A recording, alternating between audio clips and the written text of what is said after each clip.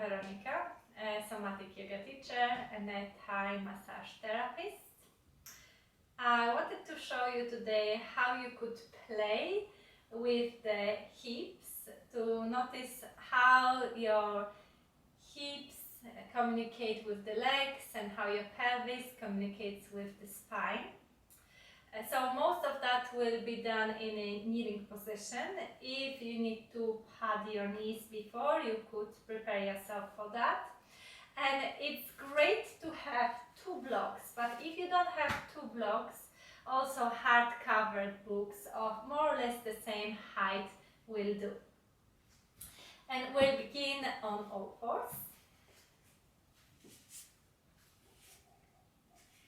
That's where you could establish the place where you can give the weight evenly through all four limbs so that there's not too much weight on your knees, neither on the wrists, and there's no collapsing anywhere in the spine. This is your base, so once you've found that place where you give the weight evenly through all 4 points of support, think what would need to engage somewhere inside of you so that you could lift one of the limbs. Lift one knee off the ground and then lift the leg up. Now, have a look at what happened. I'm using still only the hip and not allowing it to move too much into the spine. So if I lifted my leg all the way up, it would create that deep curve in the lower back. I don't want that to happen. I don't want to involve the spine as yet. So the spine remains in a neutral position. I'm finding those 3 spots of points of support and then lifting the leg. But if I placed something at this stage, somewhere on the back, it wouldn't, some hot soup, for example, it wouldn't spill as yet. In a moment it would spill anyway because I will be moving the leg in space. This movement as if a dog is peeing on the lantern or on the tree. And then so the leg gets moved out and then comes in towards the body. But as you can see, this doesn't really involve that much spine either. So even when you bring in the leg in, you don't bring it so much that there is an arched curve in the spine. It involves just that communication between the leg and the hip. Hello, Mela. And eventually you could use the strength to move that leg forward. It might not land all the way forward, it doesn't really matter. At this stage, you could stay with that one leg moved slightly out to the side and perhaps use the support that you found to move that hip out to the side. Check that it's the angle that feels comfortable for your toes and start noticing what happens in your hip groin area.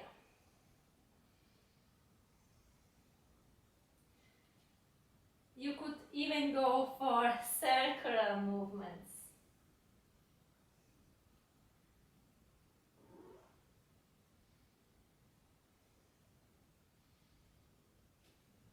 Then move that leg farther forward so that you end up in a lunging position. So the foot is outside of your hands. You're giving your hips space to drop.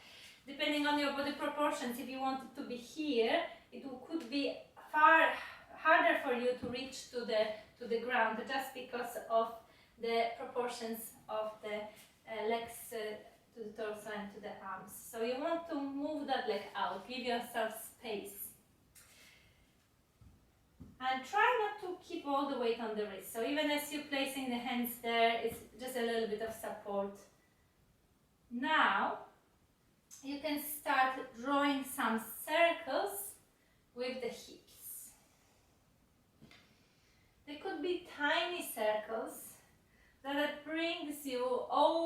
of information about that communication between your thigh bones and the hip sockets, and also between your pelvis and the spine.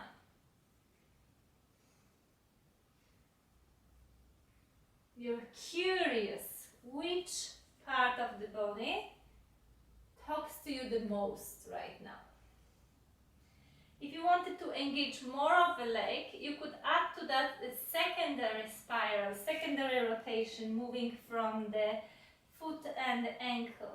So you're on the inner edge of the foot, moving through all toes, moving to the outer edge of the foot, to the heel.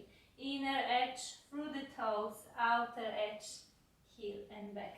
So those are two spirals happening at the same time.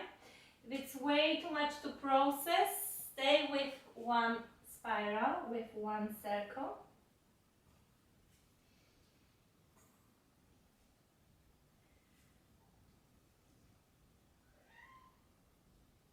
And after a while here, you could try something different.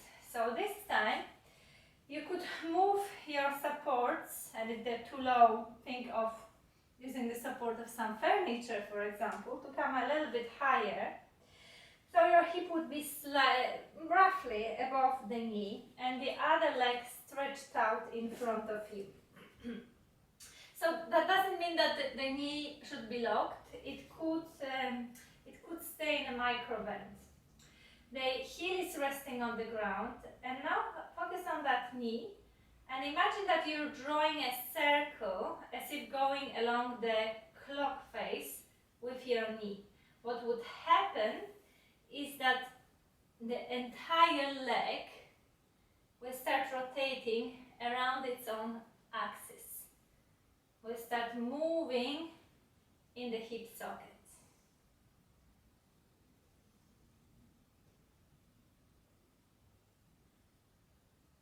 And you could also approach it from a different end, keeping the leg still, focusing on your tail, the very end of the spine, and making this wagging movement, wagging the tail right and left, which creates a similar movement in the leg, but it also involves the hips as well.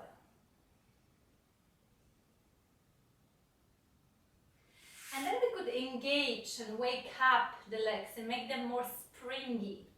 So again, you could go for slightly higher support. Tuck the toes under in the back foot and lift that back knee ever so slightly.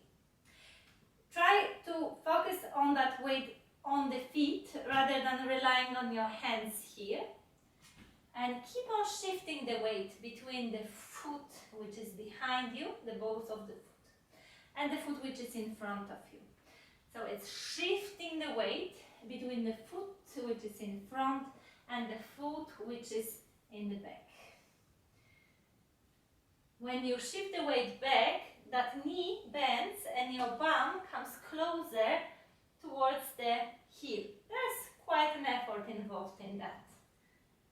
But you definitely feel that your legs become alive and springy and responsive.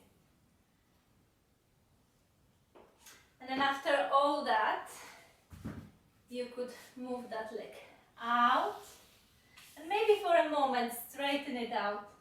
Look over the shoulder at the heel somewhere behind you and come back to the starting position. Come back to all fours. Notice the difference you feel, not just in that one leg, but also in the hip and higher up the body, in the side body as well. Then you can begin all of that on the other side. So turn around 180 degrees. Have those blocks or other supports ready. Check for that place where you have the same support on all four limbs. And there is a communication between the top of the head and the tail, so that you're not moving the head all the way up, not let it hang. Once you've got all of this,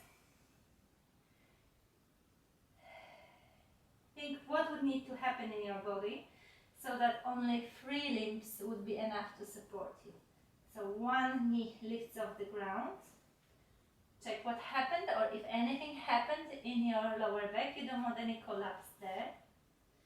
Lift that knee up, but again without lifting one hip higher than the other. So you're still at this stage that if you place a hot soup, a bowl of hot soup on the sacrum, it wouldn't spill. And only then you could move that knee out and bring it a little bit towards you, but not too much, so that there is no rounding in the spine. Again, you're not involving the spine in this point.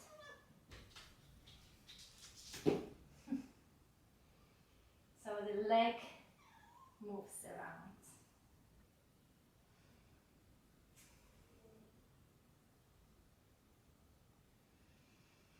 And then move that leg forward, using your muscles as much as possible. The foot can be pointing out. The knee points roughly the same direction as the toes. If you're feeling it's quite a distance towards the floor, I definitely do, then you can use blocks at any setting or any number of props that you have around you. And again, start exploring. So it's not about repeating the movements exactly the same amount of time as I'm showing, doing them exactly the same. Do it your own way. It's your exploration. So you're doing it to notice some things, to make various parts of the body move together. Perhaps this one directional movement will be more interesting for you, perhaps the circles. Those are just suggestions. You can take them or leave them, you can adapt them. It might take you somewhere entirely different. It's all fine. It's your exploration. And after you're satisfied with that, it could be shorter or longer than I'm doing it. You could move that foot farther forward, but still keep it on the outside of your hands.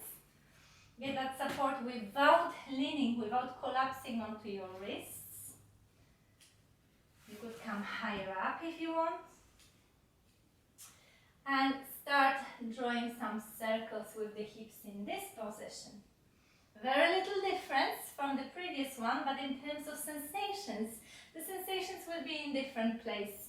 Not so much in the inner thighs, not so much in the groin perhaps, or maybe in the different part of the groins. So keep on circling. You could stay with hip circles. You could add the ankle circles. You could do either, both, your choice.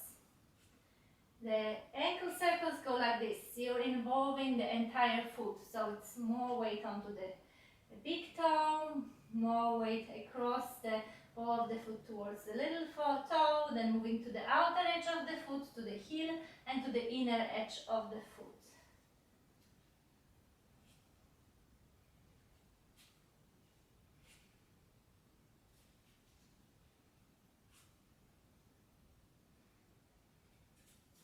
Once you're satisfied, you could stretch out one leg in front of you, not necessarily keeping it straight. You could keep a micro bend, even it's better that you keep a micro bend there. Hips roughly above that standing leg. And start drawing a circle with the knee of that straightish leg. And it's not so much about the knee as about what it causes in the entire leg. About this rotation of the leg around its own axis. So for now, the hips remain relatively stable, and it's mostly the leg moving in the hip socket. And then you could keep the leg relatively stable and move your tail right and left. So there's a little bit more of the movement in the spine and the pelvis, and slightly different movement for the leg. And then you could place the foot back on the ground. Choose any setting for your props. Tuck the toes under in the back foot. Lift the knee slightly off the ground. Remember, it's about finding that center, giving the weight through both feet. You really don't need much your hands for that. And then shift the weight more towards the foot which is on the back. That means that back knee will bend and the hips will start moving towards the heel. And shift it all the way to the front foot. So neither of the knees bends entirely, straightens entirely. They remain slightly bent so that they can be springy, bouncy, responsive. And there's definitely much more focus in the feet than in the hands. So they could help. Lower the knee. Move that foot to the outside again. If you don't need the blocks anymore, you could remove them. Move that leg out, behind, across the body to the other side. You can look over the shoulder. And then bring that leg back. Again, notice how it feels. There might be a feeling, and it did happen for me, that there is more weightedness onto the legs and the hands somehow feel lighter now. There could be some sense of more spaciousness along one and the other side of the body, or more aliveness in the legs. Plenty of things could happen. Observe and enjoy the effects. So if you enjoyed this session, there are plenty of similar classes in my channel. I promote this approach when you experiment, when you work more intuitively, and it brings you so much more insights and benefits. So if you liked it, don't forget to subscribe. See you next time.